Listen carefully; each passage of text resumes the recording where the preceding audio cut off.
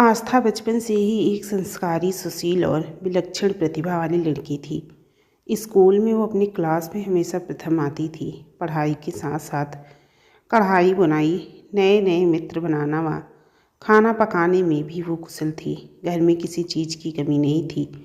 पिताजी कॉलेज में प्रोफेसर थे और माताजी बैंक में मैनेजर। आस्था बहुत प्रतिभाशाली लड़की थी। सब उसकी सराहना करते थे। सम्मान मिलता था, सराहना मिलती थी, लोगों की हमदर्दी भी मिलती थी। लेकिन आस्था को वो स्थान नहीं मिल पाता था जो एक आम लड़की को मिलता था, क्योंकि आस्था आम लड़की नहीं थी। वो एक पैर से अपाहिज थी। उसे प्यार तो मिलता था, मगर लोगों की हमदर्दी के साथ, उनकी दया के साथ। स्कूल से कॉलेज और कॉलेज के बाद अब आस्था बैंक में मैनेजर थी। आस्था ने अपनी काबिलियत से साबित कर दिया था, अपाहिज होना आपकी सफलता में रुकावट नहीं बन सकता। अब लोग उसका सम्मान करते थे, सराहना करते थे। इस उपलब्धि के लिए आस्था को राज्य सरकार की तरफ से पुरस्कृत भी किया गया। एक लक्ष्य तो आस्था ने प्राप्त कर लिया था, लेकिन एक कमी उसे अभी भी खलती थी। अभी भी कॉलेज की बातें याद कर उसका मन दुखी हो जाता था। कैसे कॉलेज में उसे दया भरी दृष्टि से देखा जाता था। उसकी सहेलियों के बॉयफ्रेंड थे। कभी उसकी सहेलियां जब आस्था से अपने बॉयफ्रेंड की बात कहती कि हम यहाँ घूमने गए, हमने मूवी साथ में देखी वगैरह वगैरह, आस्था उनके सामने तो उनकी बातें सुनकर मुस्कुरा देती थी। तब उसे इस बात से ज़्यादा तकलीफ भी नहीं होती थी, क्योंकि तब उसका लक्ष्य खुद को साबित करना था। लेकिन अब उसने सफलता प्राप्त कर ली थी, अपना सपना भी साकार कर लिया था। लेकिन अब उसे उन बातों को याद कर दुख भी होता था। अब उसे लगने लगा था कि जीवन में एक साथी की भी ज़रूरत होती है, मगर वो तो अपाहिज है, उसे भला मनचाहा साथी कैसे मिलेगा। इस बात का दुख उसे अब सताने लगा था। वो सोचती थी, काश वो भी सामान्य लड़की होती तो उसका भी कोई साथी होता, जिससे वो अपना दुख दर्द बांट पाती, अपने मन की बातें उससे कह पाती, उसे बता पाती। वो भी खुले आसमान में पतंग की भांति उड़ना चाहती है। कई जगह से आस्था के लिए रिश्ते की बात भी चली, लेकिन उसने अपाहिज होने की वजह से बात ना बन सकी।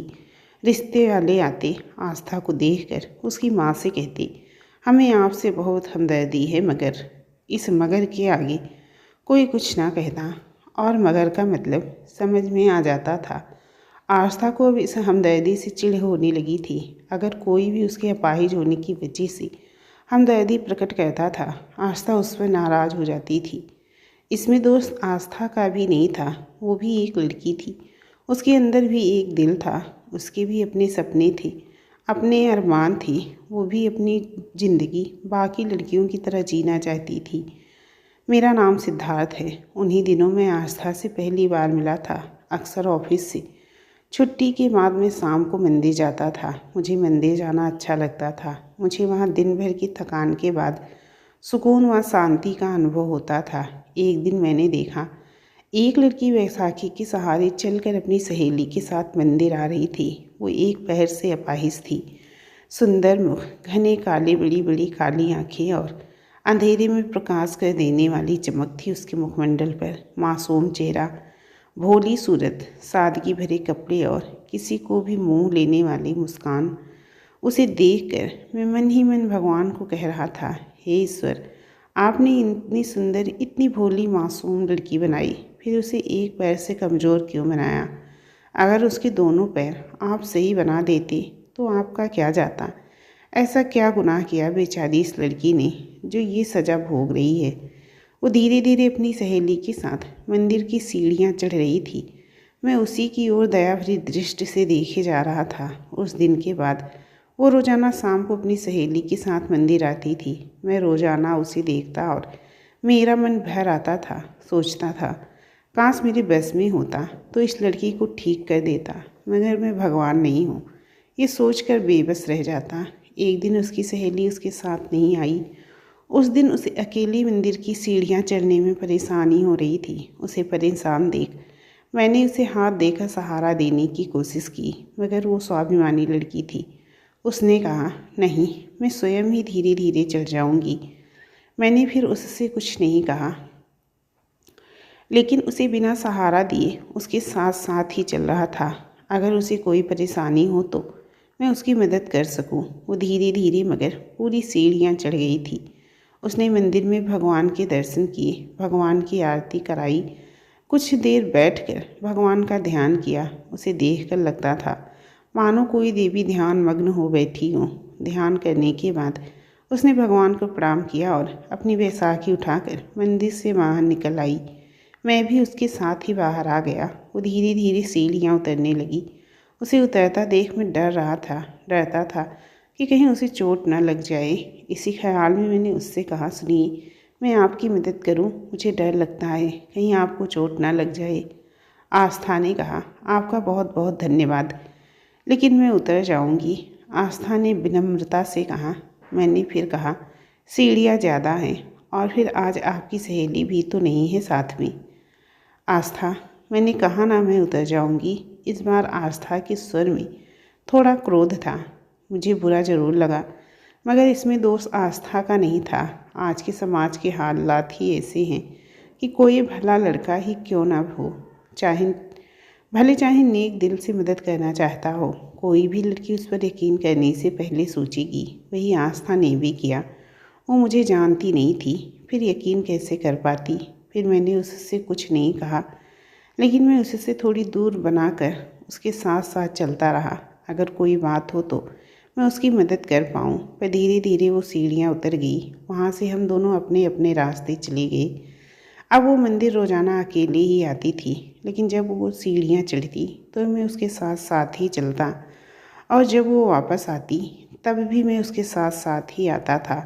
लेकिन हम दोनों एक दूसरे से कुछ बात नहीं कहते थे। ऐसे ही लगभग 1 महीना बीत गया। एक दिन आस्था जब सीढ़ियों से उतर रही थी, उसकी बैसाखी फिसल गई।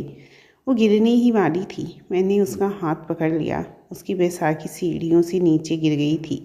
मैंने उसका हाथ पकड़ा और धीरे धीरे हाथ का सहारा देते हुए उसे सीढ़ियों से नीचे उतार लाया। मैंने उसकी बैसाखी उठाई और उसके हाथ में पकड़ा दी। मैंने घबराए हुए आस्था से पूछा, आपको चोट तो नहीं लगी? आस्था, मैंने आपसे मना किया था ना, मुझे आपकी मदद नहीं चाहिए। फिर मुझे आपने गिरने से क्यों बचाया? पिछले कुछ दिनों से देख रही हूँ, जब भी मैं सीढ़ियाँ चढ़ती या उतरती हूँ आप मेरे साथ रहते हैं। मैं जानती हूँ आप एक अच्छे इंसान हैं। आप मेरी मदद करना चाहते हैं, मगर मुझे आपकी मदद की ज़रूरत नहीं है। आप मेरी मदद कब तक करेंगी? यहीं कर देंगे ना? सीढ़ियाँ चढ़ते उतरती, मगर मेरी ज़िंदगी की सीढ़ियाँ मुझे अकेली ही चढ़ना है। वहाँ कौन आएगा मेरी मदद करने? आप भी हमेशा तो नहीं रहेंगे ना मेरे साथ मेरी मदद करने के लिए। इसीलिए आपसे प्रार्थना करती हूँ, मुझे मेरे हाल पर छोड़ दीजिए। मुझे किसी की हमदर्दी की ज़रूरत नहीं है। कहते कहते आस्था की आंखें भर आई थी। आंसू बाहर ना आ जाए इसीलिए उसने अपने दुपट्टे से आंखों से छलकते हुए आंसुओं को पोंछ लिया था। उसके छलकते हुए आंसुओं ने उसके मन का दर्द बयां कर दिया था। मैं उसके मन की पीड़ा को भली भांति समझ पा रहा था। वो जिस साथ की बात कर रही थी वो साथ ही जीवन साथी ही दे सकता था, मगर मैंने कभी भी आस्था को उस नज़र से नहीं देखा था। अभी मेरे पास उसके प्रश्नों का उत्तर नहीं था। हो सके तो मुझे माफ़ कर दीजिएगा, हाथ जोड़ते हुए मैंने उससे कहा। फिर मैं वहाँ से चला आया। इस ज़माने में आस्था की माँ भी ईश्वर की अनन्य भक्त थी। मंदिर जाती थी, व्रत भी रखती थी, हर पूजा पाठ में विधिवत हिस्सा लेती थी। लेकिन जब रोग की वजह से आस्था का एक पैर खराब हुआ, तब से माँ ने ईश्वर से झगड़ा कर लिया। इसीलिए वो आस्था के साथ मंदिर नहीं जाती, लेकिन उन्होंने आस्था को ईश्वर भक्ति करने से कभी मना नहीं किया। आस्था की माँ ने शाम का खाना टेबल पर लगा दिया था। माँ सोच रही थी कि आज आस्था को क्या हुआ। जब से वो मंदिर से आई है अपने कमरे में ही है। आस्था को देखने के लिए माँ आस्था के कमरे में गई। माँ ने देखा आस्था रो रही थी। माँ देखकर घबरा गई। माँ ने आस्था के सिर पर हाथ रखते हुए पूछा, क्या हुआ बेटा, तुम्हारी तबीयत तो ठीक है ना? आस्था माँ से लिपट कर ज़ोर ज़ोर से रोने लगी। रोते रोते अपनी माँ से कहती है, माँ मेरा क्या कसूर है? सब मुझे अपाहिज पर सिर्फ हमदर्दी दिखाते हैं, मगर मुझे ऐसी हमदर्दी की ज़रूरत नहीं है माँ। आस्था की माँ नहीं समझ पा रही थी कि आस्था को क्या हुआ है। माँ ने आस्था के आंसू पोंछते हुए कहा, चुप हो जा बेटा, रोते नहीं हैं। किसने कहा मेरी बेटी अपाहिज है? अपाहिज तो वो होते हैं जो बहादुर नहीं होते, पर मेरी बेटी तो बहुत बहादुर है। माँ के समझाने पर भी आस्था के आंसू नहीं रुक रहे थे, वो रोए जा रही थी। बेटा मुझे बता तो सही क्या बात है। माँ, क्या अपाहिज का दिल नहीं होता या उन्हें तकलीफ़ नहीं होती? आस्था की बात माँ की समझ में अब आ गई थी। माँ ने उसे समझाते हुए कहा, बेटा मैं समझती हूँ, मैं तुम्हारी माँ हूँ। मैं आज तुमसे कहती हूँ, देखना एक दिन तुम्हारे भी हर ख्वाब पूरे होंगे, तुम्हें भी तुम्हारे हिस्से की खुशियाँ जरूर मिलेंगी बेटा। आस्था ने रोते हुए कहा, वो दिन कभी नहीं आएगा माँ। माँ ने आस्था के सिर पर हाथ रखते हुए कहा, बेटा माँ कभी झूठ नहीं बोलती, वो दिन जल्दी ही आएगा। आस्था ने माँ के गले लगकर कहा, सच माँ? माँ ने आस्था के सिर पर हाथ रखकर अपनी सहमति प्रकट की। आस्था सपने देख रही थी। वो किसी का हाथ पकड़ मंदिर की सीढ़ियाँ चढ़ रही है। वो सपने में ही बोल रही थी, तुम मेरा हाथ कभी छोड़ोगे तो नहीं? तभी आस्था के सिर पर हाथ रखते हुए माँ ने कहा, बेटा सुबह हो गई है, तुम्हें ऑफिस नहीं जाना है क्या? क्या माँ, आपने सुबह सुबह जगा दिया।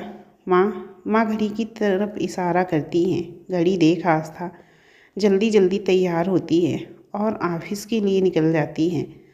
उस दिन मुझे बैंक में पैसे जमा कराने जाना पड़ा। मैं पैसे जमा करने के लिए लाइन में लगा हुआ था।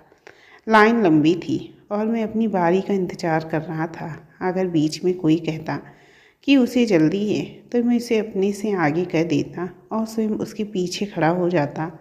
आस्था उसी बैंक में मैनेजर थी। आस्था ने मुझे लाइन में लगा देख लिया था, लेकिन मैं इस बात से बेखबर अपनी बारी का इंतज़ार कर रहा था। वो अपनी कैबिन में थी। कैबिन के अंदर से बाहर तो दिखता था, लेकिन बाहर से अंदर नहीं दिखाई देता था। वो अपने काम के बीच में मुझे देख लेती थी। एक बार उसने सोचा कि वो स्वयं मेरे पैसे जमा करा दे। तभी किसी क्लाइंट का फ़ोन आ गया। फिर वो क्लाइंट के साथ बात करने में व्यस्त हो गई। जब आस्था फ्री हुई तो उसने अपने कैबिन से बाहर देखा। तब तक मैं पैसे जमा कर वहाँ से जा चुका था। आस्था को इस बात का बुरा लगा कि वो मेरी मदद नहीं कर पाई। उस शाम मुझे अचानक काम की वजह से दिल्ली जाना पड़ गया। मैं उस शाम मंदिर नहीं जा सका। जब आस्था शाम को मंदिर गई, उसकी नज़रें मेरी प्रतीक्षा कर रही थी। उसने हमेशा की तरह सोचा कि जब वो सीढ़ियों तक जाएगी तब तक मैं वहाँ से उसे देख आ जाऊँगा। वो उसी उम्मीद से सीढ़ियों तक गई। जब वहाँ पहुँचने तक भी उसे मेरी आहट ना हुई, तब उसने पीछे मुड़कर देखा। मैं वहाँ नहीं था। फिर उसने चारों तरफ अपनी नज़रें घुमाई। जब मैं उसे कहीं नहीं दिखा तो वो बहुत दुखी हुई और खुद को कोसने लगी।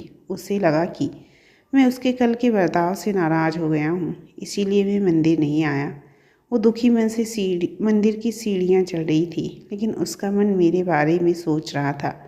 वो धीरे धीरे सीढ़ियाँ चढ़कर मंदिर में पहुँच गई। आस्था ने कृष्ण भगवान के सामने हाथ जोड़कर कहा, हे भगवान, आप तो सबके मन की बात जानते हैं। मैं मानती हूँ कि मैंने कल जो उनके साथ बर्ताव किया वो गलत था। अगर वो यहाँ होती तो मैं उनसे स्वयं माफ़ी मांग लेती, लेकिन वो मुझसे नाराज़ होकर आज आए ही नहीं। भगवान, उनसे कह दो कि मैं उनसे माफ़ी मांगना चाहती हूँ। मैंने आपसे कभी कुछ नहीं मांगा, आज मांग रही हूँ। उन्हें भेज दो भगवान, मैं उनसे माफ़ी मांगना चाहती हूँ। कहते कहते आस्था की आंखें नम हो गई थी। ये प्रेम आंसू आस्था की आंखों से बह रहे थे। मैं ट्रेन में बैठा आस्था के बारे में सोच रहा था। भगवान करे उन्हें आज सीढ़ियाँ चढ़ते या उतरते समय कोई परेशानी ना हो। मुझे आस्था की बार बार याद आ रही थी। मुझे उसकी फ़िक्र हो रही थी। यही फ़िक्र मुझे एहसास करा रही थी कि मुझे आस्था से प्यार हो गया है। किसी तरह वो दिन गुजरा। मैं अपना काम ख़त्म कर दूसरे दिन वापस आ गया। शाम के समय मैं मंदिर पहुंच गया। मैं मंदिर के बाहर बैठा आस्था का इंतज़ार कर रहा था।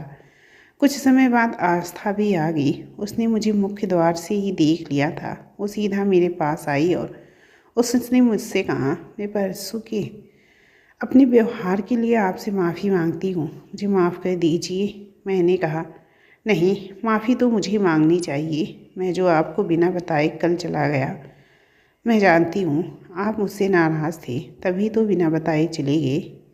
ऐसी बात नहीं है, कुछ ज़रूरी काम आ गया था इसीलिए जाना पड़ा। आपको पता है, रास्ते भर आपके बारे में ही सोचता रहा। आपकी बहुत फिक्र हो रही थी मुझे। मगर मेरी फिक्र होती तो क्या बिन बताए जाते आप। अच्छा, इस बार मुझे माफ़ कर दो, आगे से गलती का मौका नहीं दूंगा, आस्था ने व्यंग करते हुए कहा। अच्छा जी, ठीक है, वैसे भी मुझे गलती करने वाले लोग पसंद नहीं हैं। आस्था की इस बात पर हम दोनों ही मुस्कुरा दिए। इस एक दिन की दूरी ने हम दोनों के फासले मिटा दिए थे। हम दोनों ऐसे बात कर रहे थे जैसे एक दूसरे को बहुत पहले से जानते हों, जैसे हम कभी अजनबी थे ही नहीं। हम दोनों ही एक दूसरे से दिल की बात कहना चाहते थे, लेकिन कौन पहल करे, इसकी हिम्मत दोनों ही नहीं जुटा पा रहे थे। हम धीरे धीरे मंदिर की सीढ़ियों की ओर बढ़ रहे थे। सीढ़ियों के पास जाकर मैंने हिम्मत कर अपना हाथ आस्था की ओर बढ़ाते हुए कहा, मैं आपके जीवन की हर सीढ़ी आपके साथ चलना चाहता हूँ। क्या आप मेरे जीवन की सीढ़ियाँ चढ़ने में मेरी मदद करेंगी? क्या आप मेरा सहारा बनेंगी? आस्था ने अपना हाथ मेरे हाथ पर रख दिया और हम एक दूसरे का सहारा बन मंदिर की सीढ़ियाँ चढ़ रहे थे।